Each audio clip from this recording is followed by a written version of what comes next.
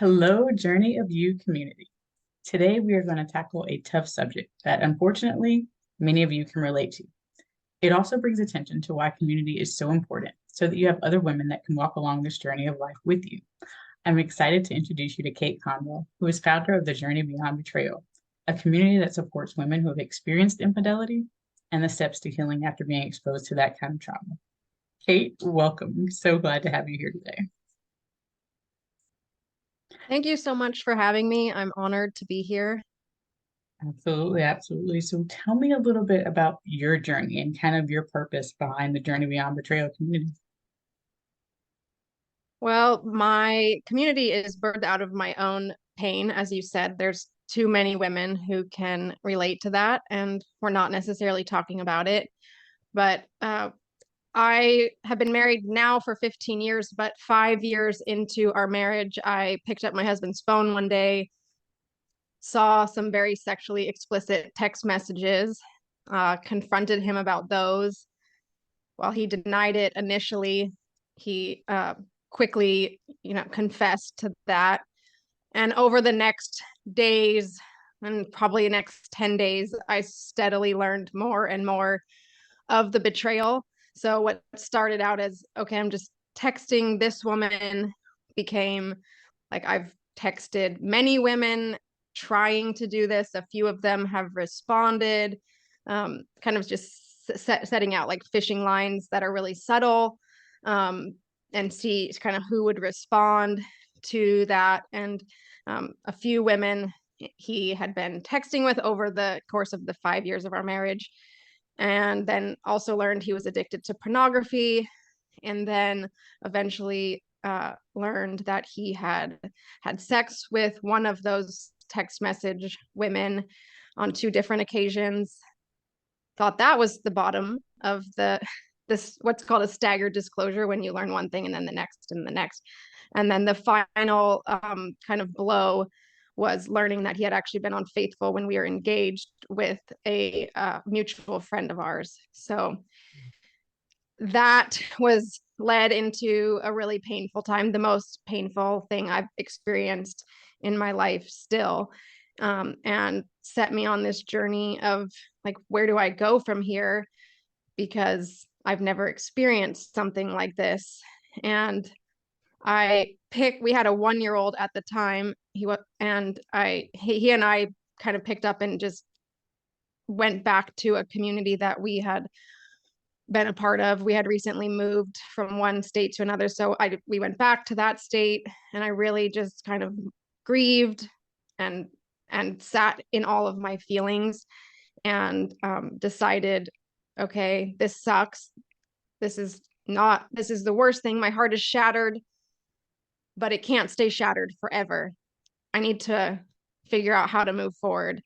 And so there's, worked through my healing, and that's a process. My husband decided to work through his healing, and that's his own process. And we eventually pursued the healing of our marriage. And now we're 10 years out from that discovery. And I'm now trying to help other women that have walked through it, because I did it with support, but not with other women who had been there. And I think there's something to hearing other people's stories and knowing that they get it.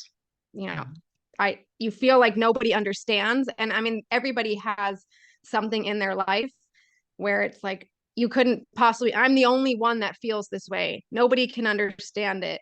And that's just a lie. That's a lie, because when you start to open up and share your story, you'll hear, yep, me too, me too. Or I know someone else who this happened to. And so I think it's important. And I think it's an important part of the healing process to have that community around you that can help normalize what you're feeling, and help you put the broken pieces of your heart back together. And so that's what the Journey Beyond Betrayal community is about.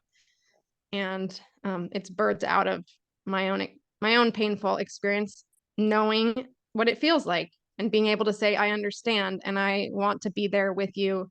We're going to walk this journey together.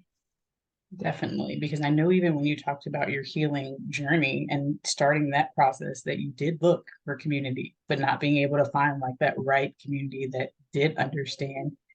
Knowing then, well, knowing what you know now, you've been able to birth the Journey of You community, but did you always know after that you wanted to do that, or what kind of led you to like, this is what I want to do? No, I don't think I knew that this was coming. This has been 10 years in the making, and I can look back and see the seeds that were planted that then grew into this. Mm-hmm. But the couple that really helped my husband kind of heal and then helped our marriage heal told us that our story would be used to help others, and that we would have something would come out of this, that it would be used for good, that God would use this to help other marriages. And so we knew from the beginning that we wanted our story to be helpful to people, that we wanted to be able to share the transformation and the hope that you can get through this, because so many people don't think they can, and so many people don't, but it is possible. And because part of my husband's process in his own journey was sharing his failure with people, we had already a lot of people that knew what was going on inside of our own community. Mm-hmm. And then we've never really shied away from, when it's relevant, sharing this piece of our story with other people, because it can be used, because you never know who needs to hear it. And that's something I say, you don't know who you know that needs this community, because people don't talk about it. And so when you can share it appropriately, it's not like we just went around telling anyone and everyone, but I had a woman say to me one time, I want what you and Will have in your marriage. And I was like, let me tell you a story, because you don't know what it took for us to get here. Yeah. You don't, she hadn't heard our story. Mm-hmm. Because we were just becoming friends, and she was just seeing what she thought she knew of us. Oh, you have this great marriage, which we're married. It's a struggle for us too all the time. But and then I shared the story with her, and we share our story. And then because we've shared it, when we had some friends that when she discovered that he had been unfaithful, she reached out to me and he reached out to Will, and we walked beside that because we had been open with our story. So the idea of using it for the benefit of others was always there, but not necessarily in this bigger capacity of sharing it now, on social media and being very public with it was never what I thought was going to happen. But I was always willing, and Will has always been willing, to use our story to bring hope to other people, because it's needed. People need to hear, like, you can move forward from this. It feels like you're in this pain that you will never overcome it. Mm-hmm. Or for him, like, you're in this addiction, or you're in this behavior that you continue to do even though you don't want to do it. Mm-hmm. You can get to the other side. There is hope. And so we're not saying we have the answers to that, but we want to help you know that it's possible to overcome the pain, or overcome the addiction, or the negative behavior patterns. Definitely. And there's a couple of things that you brought up that I want to talk a little bit more about. One, the fact that you're able to talk about it, that both of you are on the same page, because you and your husband are both in agreement in that. That's one aspect of it. And then two, a lot of times we don't talk about it. And so there's also that shame that comes along with it.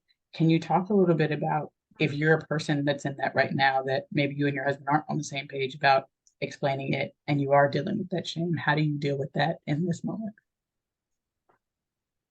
Yes, that's common for sure. People that don't want to talk about it, or their husband doesn't want them to talk about it.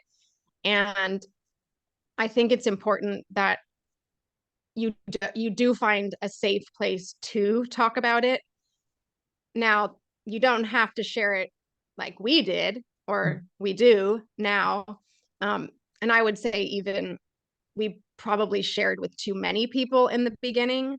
Mhm. But that was part of his healing, was like, people think I'm this person and I've been making all these mistakes. They need to see me for who I am, which is what you do, like take the mask off, right? He's like, I need to take my mask off and tell them this is who I am, because I want them to like me for me. And that was part of his struggle, was like, I need people to like me, and they'll only like me if they think I'm this. So we told too many people. I don't think you need to tell everybody. Mhm. You do need to find somebody that you can talk to about it, because when you sit in it by yourself, you're going to start to believe all sorts of lies. You're going to start to think, no one could understand. I'm never going to get through this. All that shame is just going to heap on top of you more and more. And when you can say it out loud, and when you can bring light into the situation, and you can have someone else say, me too, you'll get through this. I'm here, I'm with you, and we're going to get to the other side of this. It just transforms the process. And so while you don't need to tell everybody, you do need to tell someone. And that's the benefit of the community that I'm offering. It's, I mean, you're not anonymous in the sense that you come in and people know your name, but we're not allowed to talk about it outside of the community. And you're probably not going to know these other women, the likelihood that you're going to know someone else because it's an online community gives you that comfortable space where you can share and not be like, oh, I might see that person later today, or I'm going to see her at church, or I might see them in the grocery store. You know, we have women in 3 time zones. So we're not going to cross paths unless it's very intentional. And so I think there's a benefit of that, in you have people that you can share it with, and they're not in your world. Mhm. So it creates a little bit of safety there. And so that's I think, one way to do it is like, okay, I'm going to share it with people that I don't even know. Like, I don't know them other than through this community. Mhm. And so it doesn't have to be somebody that it can be, we had friends that came to us, we knew them, and they shared it with us. But it can be like the group. It's, you probably don't know anyone in here. So So let's talk about that. So let's say I walked through this journey and maybe I just found out, maybe it's been a year, maybe it's been several years. Like, do I have to be at a certain point to join the community, or what's kind of your take on that? that is a great question. And I've thought a lot about that. It doesn't really matter if it's been, a month, like 10 months, 10 years. If you are ready to address the pain, and you're ready to like kind of be uncomfortable and know that it's going to be hard, but you're going to have sisters beside you, then the community is a great place. I do think there is a point, like right when you find out, you don't, like coming into a community like this where we're addressing the pain isn't going to be the right place for you in that immediate, like, just mourning, grieving, crying all the time. You definitely need to experience that. And I wouldn't say you should rush through it. But when you're ready to say, okay, my heart's broken and I'm ready to put the pieces back together again, that's when it's time to join a community. And that's going to be different for different people. For me, because I left where we were living and essentially went back and just stepped out of life for 2 weeks. For me, it was 2 weeks. That's really fast, I think. And it was only because I was at a place in my life where I could just stop doing everything else and sit in my grief and sit in the pain and acknowledge it and not put it away in a box, and then say, okay, now I'm ready to move forward. But that's, I was basically 24 hours a day, 14 days. Some people, it will take them that much time. That takes 6 months to be able to get to that place. So there's not a specific timeline, and that's true of all grief. There's no, you can't say this is when it's going to be over for you, because you can't rush through it, and it's going to be different for everyone. So I think you have to be at a place where you're ready to do some healing work, and participate in that, even when it's going to be hard, no matter where you're at. The other side of that is, it's been 10 years ago and you just haven't addressed it, and now it's impacting your life in ways that you wouldn't necessarily point to, but you haven't dealt with it, and you're like, okay, I need to deal with this because it's showing up and I haven't addressed it yet. So either side of the coin, and anywhere in between, as long as you're saying, my heart's been broken, it's impacting me, and I want to be healed and whole again. Definitely, definitely. And so you mentioned having to do some hard work. Just because you're in community doesn't mean it's going to be easy. Talk about a little bit of that hard work of getting to that healing point. What does that look like in the community?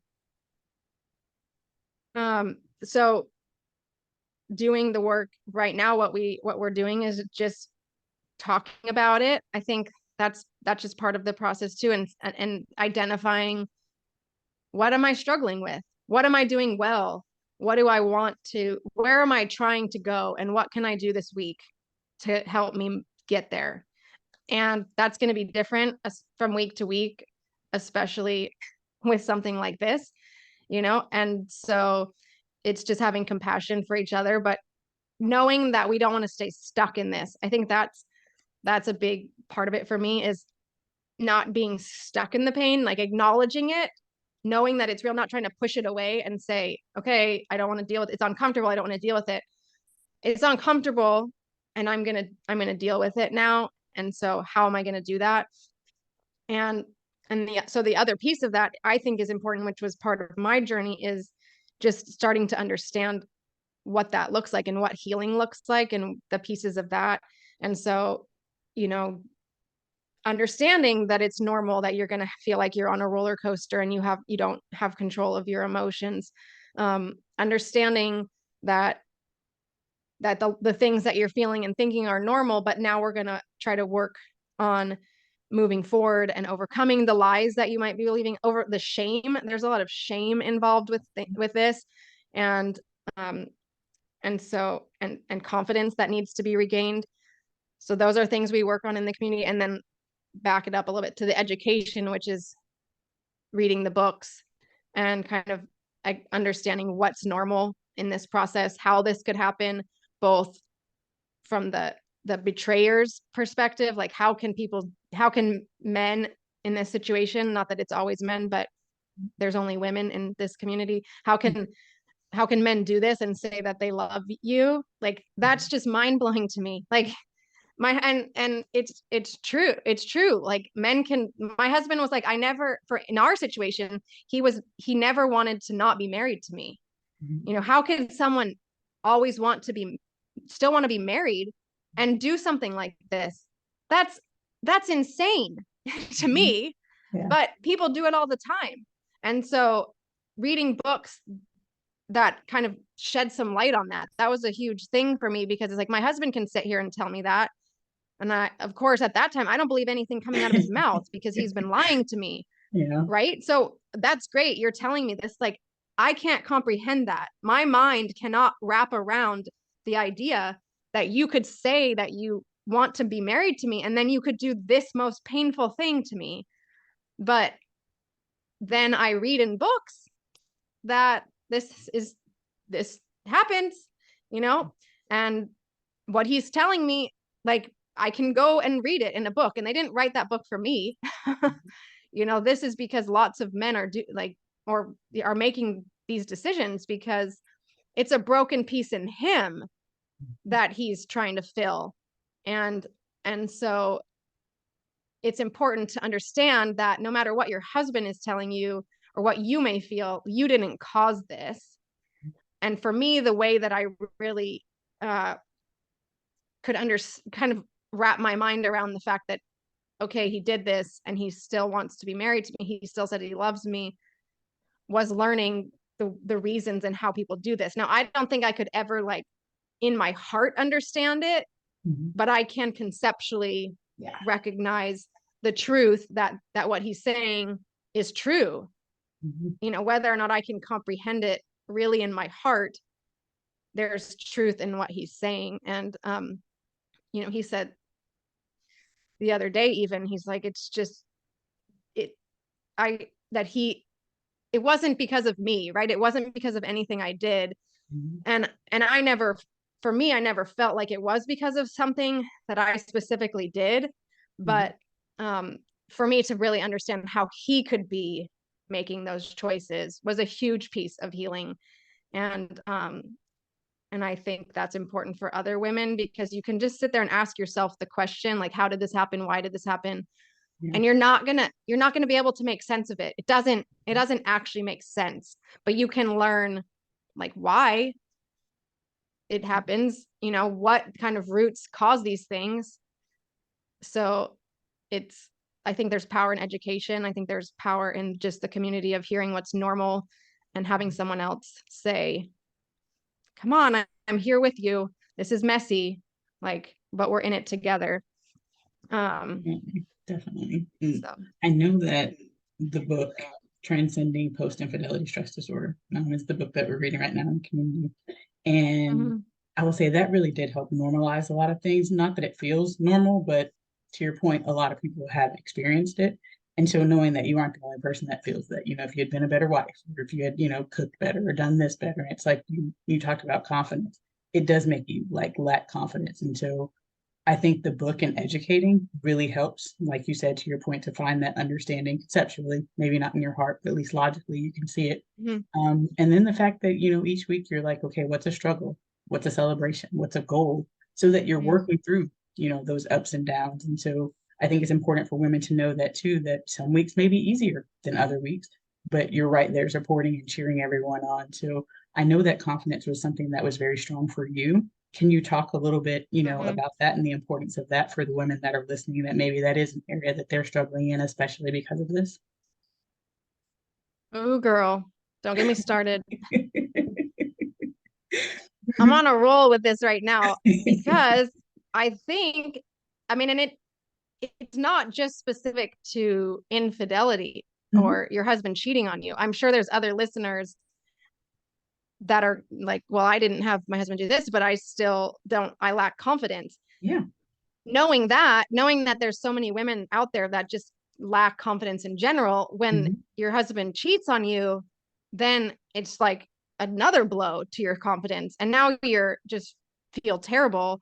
And that's a lie. Like I said, your husband, you didn't cause your husband to cheat. Your husband made a choice, and because of a broken piece inside of him. Now we're all broken. We all make bad decisions. This was his bad choice, or many, repeated choices. But you're not responsible for that. And regardless of, I hope people hear this, regardless of what he's telling you, you are not responsible for his choice. He is responsible for his choice. And so that is important for women to understand. And you can push that out to any issue. You're not responsible for anyone else's choices. You're responsible for your own choices. And so you can make the choice for healing, which is another thing that I could go off about. But I think what happens is you feel really terrible about yourself, because maybe your husband's telling you it's your fault, or maybe you just feel like you failed in some way and that's what caused this. And so you lose your confidence, and your confidence it shouldn't be, it often is, it's rooted in other people's opinions of you, or other people's actions or behaviors. But your confidence needs to come from within you. It needs to be rooted in who you are and who you were made to be. And we all have something amazing to offer the world. And I want people to know that. I want women especially women whose husbands have been unfaithful, to know that their worth is not defined in this situation. Their worth is defined in who they are. Now, as a Christian, I would say who you are as a child of God, and that we are all, whether you are a Christian or not, we all have been gifted with things that make us unique. Now, when my kids were young, they had a mirror above their dresser, and we had 3 affirmations that they would say. And one of them was, God created me with many and unique gifts. And they would the other ones were, I am loved and I can do hard things. And I should put that inside of the community, because you have many and unique gifts. What are they? What is it that you are amazing at? Are you an amazing cook? You said, like, I have an amazing smile. I can serve better than anyone out there. Okay. That is where your confidence comes from. Who are you?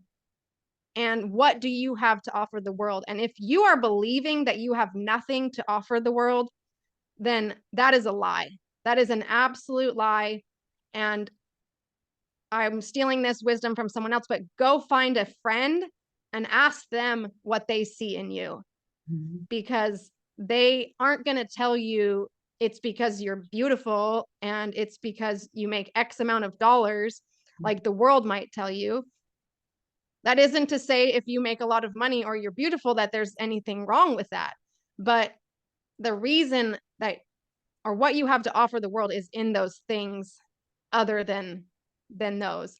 And so I think it's important that you get in touch with what is it that makes me uniquely amazing, and then that's where your confidence comes in. And I've said to you, like, what, when you walk in the room, like, look left and right, and like, I have the best, whatever, I am the best at this, and the world may tell us it should be certain things, but that's a lie. That's just, because, and that's even cultural, like what we value in our culture is different than what other cultures value. And so why do we pay, professional football players millions of dollars, and then we pay the people educating our kids pennies?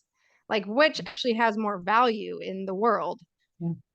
The teachers, right? So figuring out,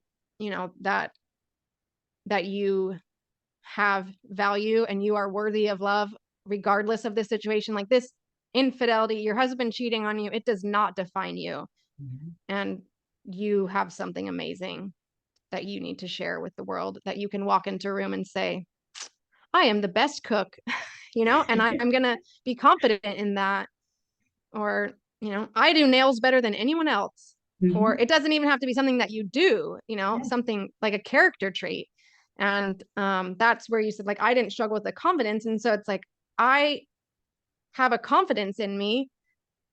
That's something that has been offensive to people at times. It can be intimidating, but no, like, that's a unique gifting that I have. And I'm so grateful for it when I hear other women that are like, oh, they lack the confidence. And I'm like, no, come on, like, come have confidence. It's awesome. And so I'm so blessed that that's one of my things that I can uniquely offer the world, is helping people have more confidence, because it's been something that I've had, not in every area, but we all have our struggles. And that's where you need to, not focus on those things that you're not so good at. Focus on the things that you are, like, what makes you amazing, because we can't be good at everything. Like, I'm a terrible singer and I will not do karaoke. I lack confidence there, and in all sorts of things. But that's not who God made me. God made me with my unique gifts, and someone else with their unique gifts. And so don't compare yourself to someone else. Just look at what you have to offer the world. Absolutely, absolutely. And Kate, I would love for you to just cover in prayer any women that are listening right now, that maybe it's the shame, maybe it's the confidence, maybe it's just the freshness of the pain that they're still feeling, and maybe they're not at a place that they're ready to Mm. deal with it, or maybe they are, but I just ask that you cover them in prayer so that they're equipped to take that next best step for them. Yes, absolutely. Thank you, Lord, for this time and for connecting the two of us and the relationship that we have built over time. And I'm so grateful that Tonia's in my life and that I was able to be here today. And I pray that you will use this podcast to speak to women who are hurting from the pain of an unfaithful husband, and even those people that are not, Lord. But I would speak specifically to those women who are hurting, and I would just ask, Lord, that you help them know that they are loved and that they are worthy and that they have value. Help them to see the unique things that make them amazing, and help them, give them hope that this pain is not forever. Help them to know that they can make it through, that they are strong enough, and that you are going to give them the strength that they need to come out the other side of this.